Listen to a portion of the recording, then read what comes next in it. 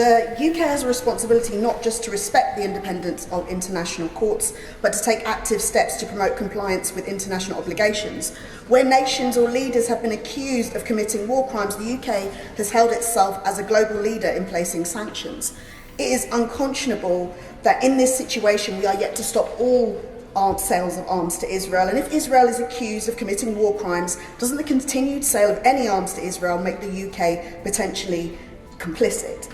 Given the gravity of this situation, can the Minister clarify further why he cannot comment on sanctions, or indeed the other steps the government is planning or willing to take to make clear the UK's condemnation of the continued slaughter of civilians in Gaza? Madam Deputy Speaker, let me comment on arms sales as they've been raised again. I won't rehearse the arguments about the F-35 exemption.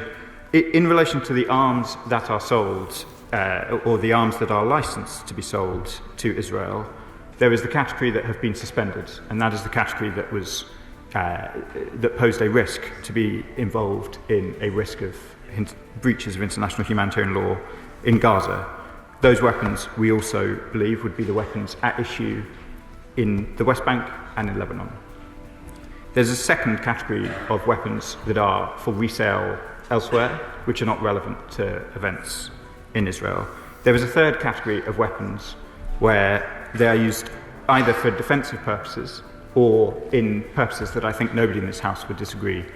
Body armour and helmets for aid workers going into Gaza, for example. I would say gently to colleagues right across the House that there is not, in the rest of the arms sales, some solution to the dilemma that faces us. The suspension of arms sales has been done carefully, aimed at the potential breach of international humanitarian law. It has been reached carefully and judiciously, and including in relation to the F-35. That is the position as it remains.